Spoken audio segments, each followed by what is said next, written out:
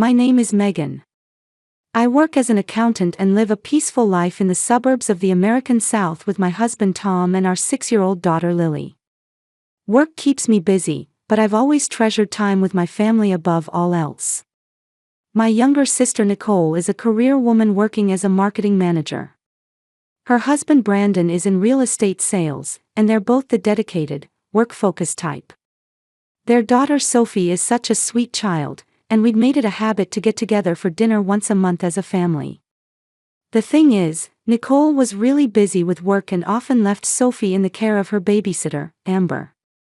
Amber was a pleasant woman, and Nicole trusted her completely. I'd met her a few times myself, and she certainly seemed capable and reliable. Last month, when I visited Nicole's house, she mentioned something that caught my attention about Sophie. She said Sophie had become quieter lately. My sister laughed it off, suggesting it might be a shy phase, but to my eyes, Sophie's smile seemed less frequent than before. Still, I figured it was just part of growing up and didn't think too deeply about it. Then one evening, I got a call from Nicole. She had to go to Texas for 3 days on a business trip. Brandon also had another trip scheduled for the same time, and she asked if I could watch Sophie. Normally she'd ask Amber, but Amber wasn't available that week. I agreed without hesitation. Lily would be thrilled, and I was looking forward to spending time with Sophie. Tom happily agreed too, and over the weekend we cleaned out the guest room and got everything ready for Sophie's arrival. The day before the trip, I went to Nicole's house to pick up Sophie. When she opened the front door, Sophie was standing there quietly, holding a small pink suitcase. While Nicole rushed around packing last-minute items, Sophie waited patiently beside her. The image struck me as odd. For a 4-year-old, she was far too quiet. "Sophie, are you excited? Lily's been waiting and waiting for you." When I spoke to her with a smile, Sophie gave a small nod. But her expression showed none of the anticipation or excitement you'd expect from a child. Nicole laughed and said, "She's been so quiet lately." Makes things easier, but a small sense of unease settled in my chest. During the car ride home, Sophie sat in the back seat, silently staring out the window. When I glanced at her in the rearview mirror from time to time, her small profile was expressionless. When we got home, Lily came running to the door shouting, "Sophie." Usually the two of them would embrace and squeal with delight, but that day Sophie took a step back. Confusion crossed Lily's face, but she quickly recovered with a smile and said, "I'll show you your room," before dashing up the stairs. Sophie followed slowly behind. While preparing dinner, I listened to the sounds of the children upstairs. I could hear Lily's bright voice, but barely any sound from Sophie. Something was wrong. But I still didn't know what. On Sophie's first night at our house, I grew increasingly uneasy about her behavior. At dinner, Sophie sat at the table with a straight back, tense as if taking some kind of test. When I served her a small plate of chicken and mashed potatoes, Sophie said in a tiny voice, "Thank you." That politeness was far too perfect for a 4-year-old. When Lily chirped, "Sophie, this is really good," Sophie only nodded slightly. Throughout the meal, she barely made a sound, didn't spill anything, and behaved like a little adult.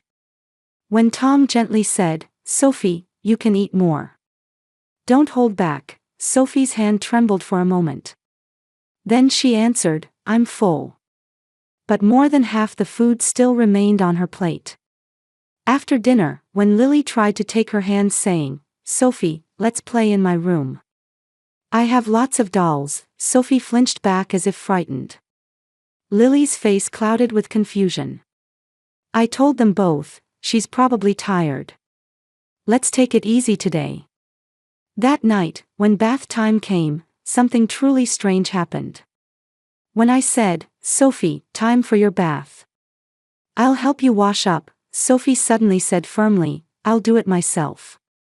Even when I explained that bathing alone might be dangerous, Sophie stubbornly refused. "But Sophie, you're still little and it could be unsafe." You can't do shampoo all by yourself, can you? When I tried to gently persuade her, tears welled up in Sophie's eyes. Please, let me bathe alone, she said, her voice almost pleading. Confused, I decided to respect her wishes. However, I waited outside the door so I could go in immediately if needed. When Sophie came out of the bath, she kept her body completely covered with the towel and absolutely refused to let anyone see her change clothes.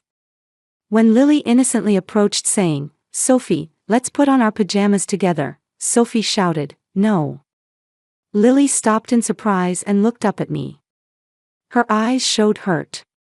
"Lily, Sophie's just shy. Give her a minute." I soothed Lily, but alarm bells were beginning to ring in my mind. It wasn't normal for a 4-year-old to be this resistant to being seen changing. But I still didn't want to admit what it might mean. Maybe she was just shy. That's what I told myself. The second day, Sophie remained just as quiet. At breakfast, she barely ate. When Lily asked, "Sophie, what do you want to play today?" she only answered in a small voice, "I don't know." Before leaving for work, Tom whispered to me, "Is she okay?" I'd been wondering the same thing. During the day, I checked work emails in the living room while keeping an eye on the two of them. Lily tried hard to engage Sophie in play, but Sophie just sat on the edge of the sofa with her hands folded on her lap. Her posture was like a prisoner waiting for something. "Hey Sophie, want to draw? Or play with blocks?" Even when Lily brought out the box of colored pencils, Sophie shook her head saying, "No thanks." Disappointment crossed Lily's face. I got up and sat between them. "Sophie, what's wrong? Don't you feel well?" When I put my hand on her forehead, Sophie's body went rigid. No fever. But her body seemed to be trembling with fear. When I removed my hand, Sophie relaxed slightly. That afternoon, while Lily was playing outside, I thought about calling Nicole. But I hesitated about whether to worry my sister during her business trip. Sophie wasn't sick or injured. She was just not normal. Was that enough reason to call her mother back? In the end, I didn't make the call. I still don't know if that was the right decision. On the second night, before bed, Lily came to my bedroom. With a more serious expression than usual, she spoke to me in a hushed voice. "Mom, can I ask you something about Sophie?"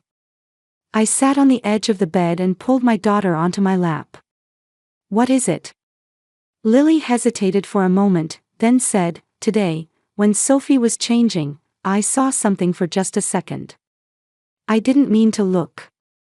My heart started racing. "What did you see?" She had strange bruises on her arm. Lots of them. Hearing Lily's words, I felt like I couldn't breathe. Bruises. Multiple ones. On her arm. It's not unusual for children to get bruises from falling or bumping into things. But considering Sophie's abnormal behavior, another possibility began to emerge. "Where did you see this?" "When?" "At lunchtime, in the guest room. When Sophie was changing her shirt, her sleeve rolled up and I saw." Sophie got really flustered and hid them. I hugged Lily tight. My daughter's small body was warm in my arms. Sophie should be able to feel safe and held like this too. "Mom, did Sophie get hurt somewhere?" I couldn't answer Lily's innocent question. Hurt. Part of me hoped that's all it was, but somewhere in my heart, I couldn't deny a darker possibility. "I don't know. But tomorrow, I'll take a better look." After sending Lily back to her room, I sat alone in the living room with my head in my hands. Sophie's abnormal quietness, the way she avoided contact with people, her excessive refusal to be seen changing, and now, the existence of bruises. These fragments were beginning to form one terrifying picture. But I still couldn't be certain. If my imagination was wrong, I'd needlessly worry my sister. But if something really was happening, I needed to act immediately. That night, I barely slept. Thinking about Sophie sleeping in the next room made my chest tighten. Tomorrow, I had to find out the truth somehow. That's what I resolved. On the morning of the third day, I came up with a plan. Let's go to the pool.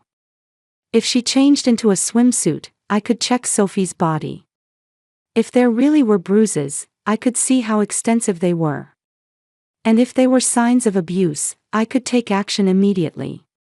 After breakfast, I said in a bright voice, "Hey, it's such nice weather today. How about we all go to the pool?" Lily's face lit up. Yay! Pool. But Sophie's face turned pale. I don't want to go to the pool. Sophie's voice was trembling. Seeing that reaction deepened my suspicions even more. Normally, a 4-year-old would be delighted to hear about going to the pool. But Sophie's eyes showed clear fear. Why not? The pool is fun. You can play with Lily. When I asked as gently as possible, Sophie looked down and answered in a small voice.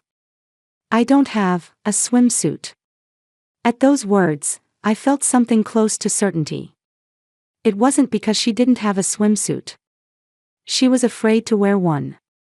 She was terrified of her body being seen. It's okay, Sophie. We still have a swimsuit from when Lily was little. A cute pink one. I bet it'll look great on you. I deliberately kept my voice bright. Sophie opened her mouth as if to say something, but in the end said nothing and gave a small nod. That resigned expression tore at my heart. During the drive to the community pool, Lily sang happily in the back seat. But Sophie, once again with that expressionless face, stared out the window. Her profile visible in the rearview mirror looked like a prisoner being led to execution. When we arrived at the pool, Lily pulled my hand and ran ahead. Sophie walked slowly behind. At the facility entrance, I picked up locker keys for the two of them and headed to the women's changing room. The changing room was nearly empty since it was a weekday morning. In the spacious area lined with benches, there was only one elderly woman besides us. I chose a spot as far back and private as possible. Okay, let's get changed. I pulled 2 swimsuits out of my bag. Lily started taking off her clothes with practiced ease. But Sophie just stood there, not moving. Sophie, want me to help? When I approached, Sophie took a step back. I can do it myself, she said in a voice almost too quiet to hear. But at 4 years old, it's still hard, isn't it? Let me help you. I said this and gently reached for the hem of Sophie's t-shirt. Sophie's body went rigid. But I wasn't backing down anymore. I had to know the truth. Lily, help Sophie change. At my words, Lily, who had already changed into her swimsuit, came running over. Okay. Sophie, I'll help you. Lily's small hands lifted Sophie's t-shirt. In that instant, Sophie shouted, "No," but it was too late. Mom! Look at this. Lily's voice echoed through the changing room. When I turned around, time seemed to stop. Sophie's back and arms were covered with countless bruises. Some were fresh and purple, others had yellowed with age. But that wasn't all. On the lower part of her back, several small circular scars were lined up in a row. Seeing their shape, I felt nauseous. They were burn marks from cigarettes being pressed into her skin. I could feel all the blood draining from my body. My knees shook, and I could barely stand. These weren't bruises. They weren't injuries. These were clear signs of abuse. Don't look. Sophie cried out, desperately trying to cover her body with her clothes.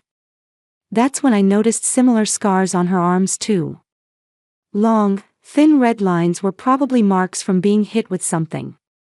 From the different colors of the bruises, I could tell this hadn't happened just once or twice, but had been repeated many times. I reached out with trembling hands to hold Sophie, but she backed away in fear. Don't touch me. I can't tell. If I tell, they'll hurt me even more. Sophie burst into tears. Her small 4-year-old body was trembling with fear. Seeing her like that, I couldn't hold back my own tears. How much terror and pain had this little child endured? Sophie, who did this to you? Who? I knelt down, trying to meet her eyes. But Sophie just shook her head violently. I can't say, if I tell. Hearing those words, I understood everything. She'd been threatened. Silenced. And the fear of breaking that silence was keeping this child quiet. Lily was crying behind me. My daughter was also shocked by what she was seeing. I took a deep breath, trying to regain my composure. Right now, what I needed to do was protect this child. Sophie, it's okay now.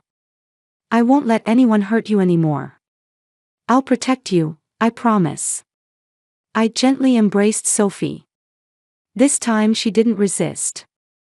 Her small body trembled against my chest. As I stroked her back, I made a vow in my heart. I would protect this child. No matter who stood in the way. Lily, help Sophie put her shirt back on. We're not going to the pool. We're going somewhere else now. My voice was surprisingly calm.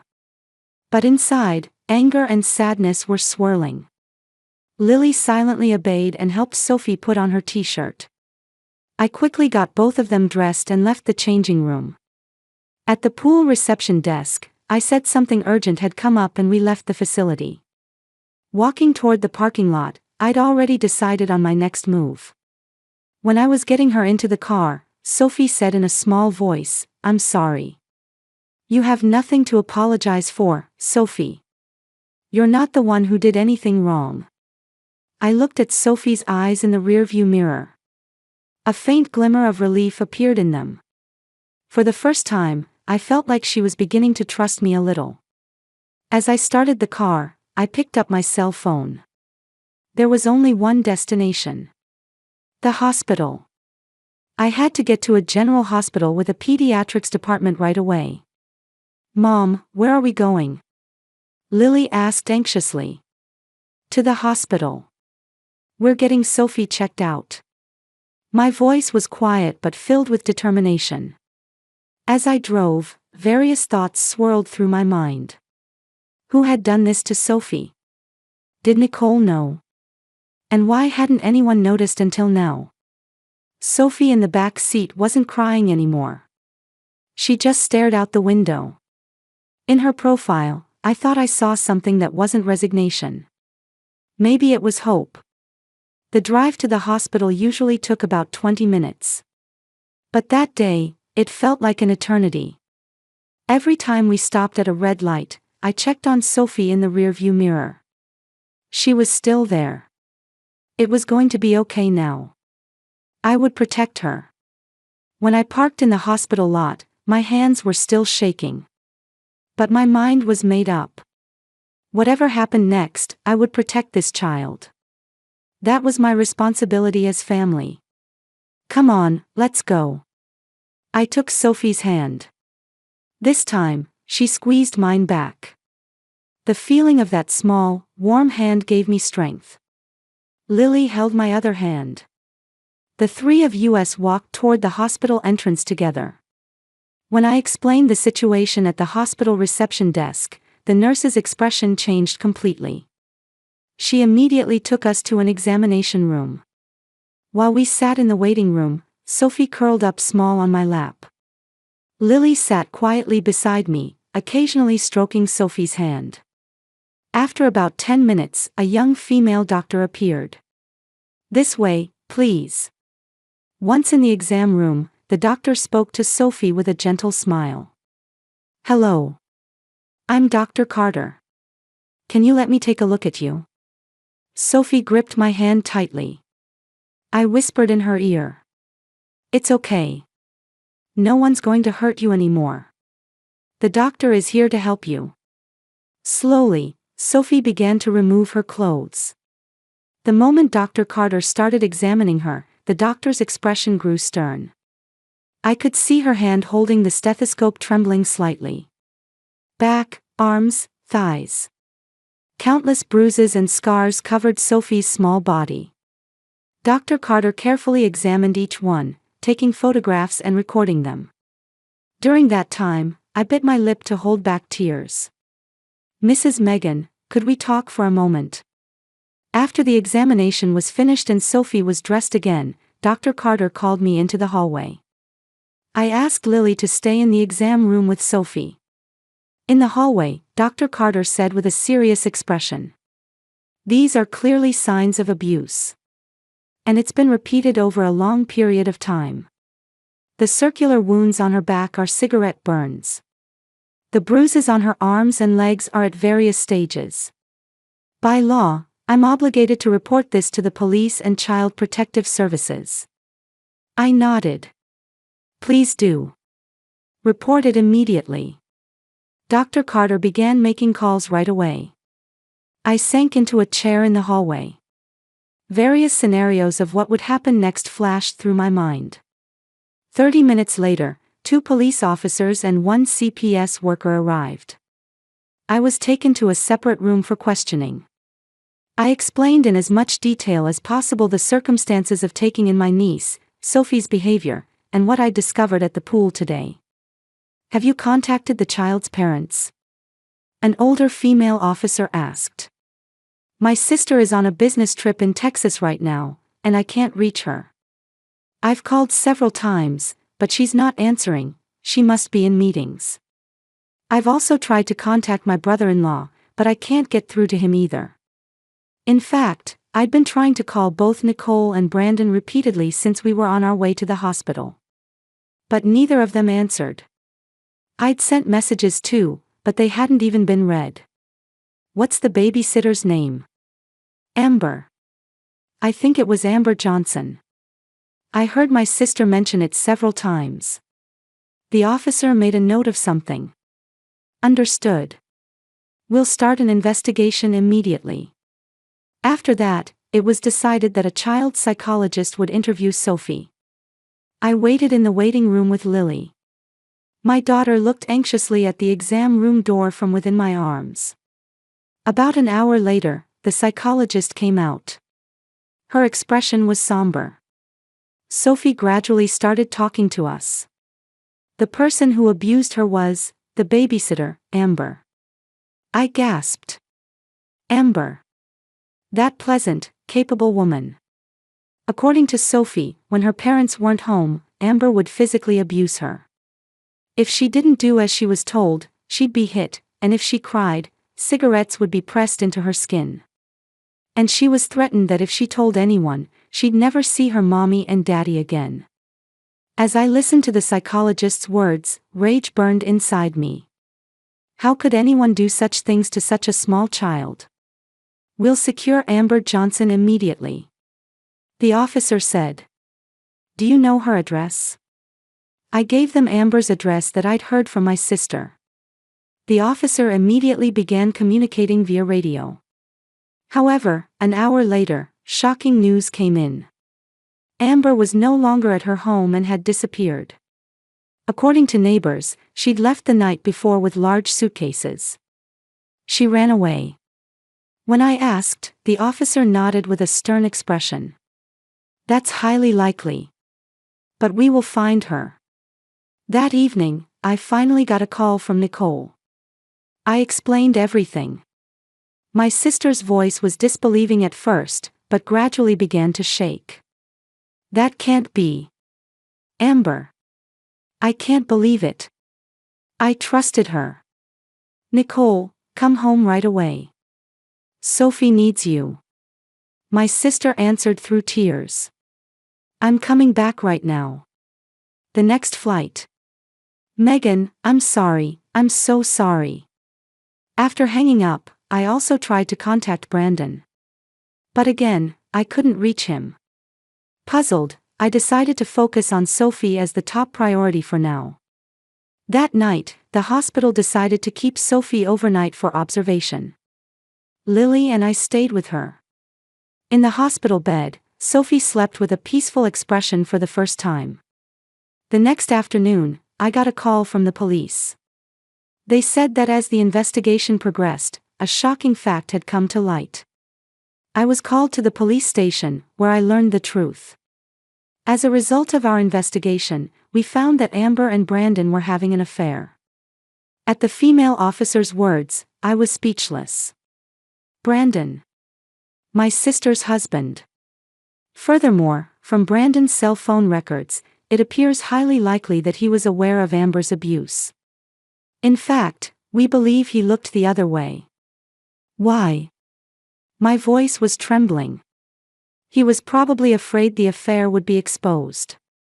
If he reported Amber, their relationship would come to light. So he did nothing, even knowing his own daughter was suffering. In that moment, something inside me broke. It wasn't anger or sadness. It was just a deep disappointment in humanity itself. A man who chose to protect an affair over his own daughter. A woman who betrayed that man's wife and abused a young child. Where's Brandon now? We're currently searching for him. It's possible he fled with Amber. But that prediction was wrong. That evening, Brandon turned himself into the police station alone. He confessed everything. The affair, looking the other way on the abuse, and his own cowardice. The next day, Nicole rushed to the hospital. My sister looked completely exhausted, with deep circles under her eyes. She sat down beside Sophie's bed and began to cry out loud. Sophie. I'm sorry. Mommy couldn't protect you. Sophie saw her mother's tears and touched Nicole's cheek with her small hand. Mommy, don't cry. Later, Nicole met with Brandon at the police station. I went with her. In the visitation room, Brandon prostrated himself, begging for forgiveness. Nicole, I'm truly sorry. But Nicole said only one thing in a cold voice. Get out.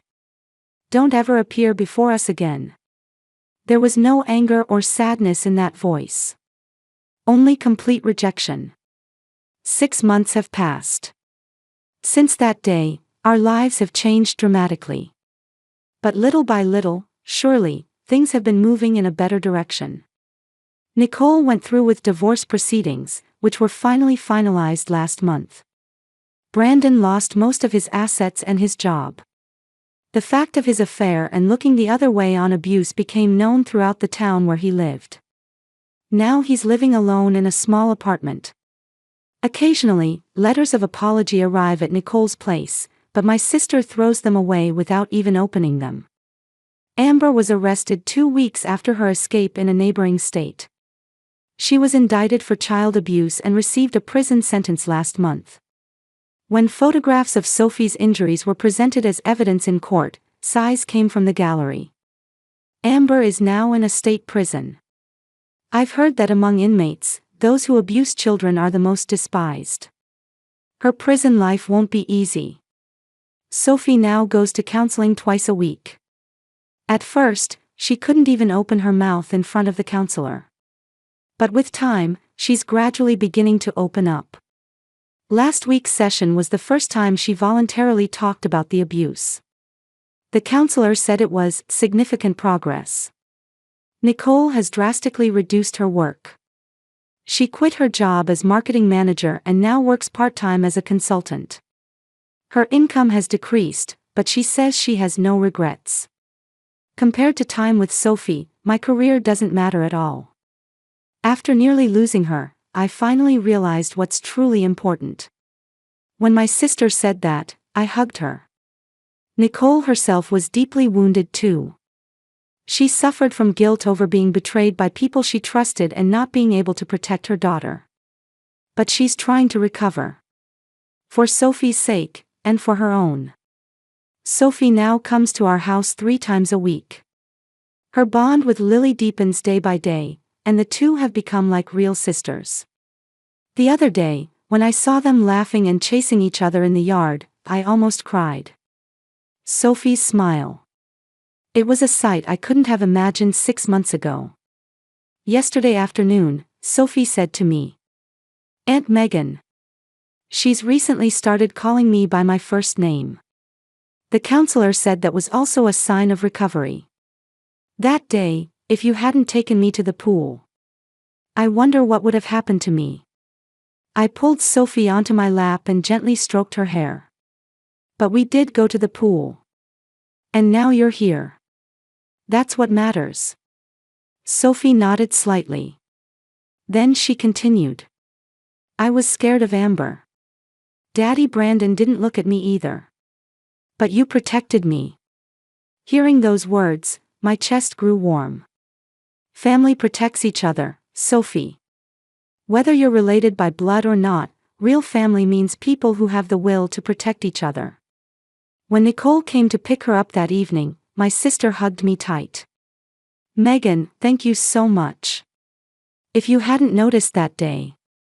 Tears cut off her words. I gently hugged my sister back.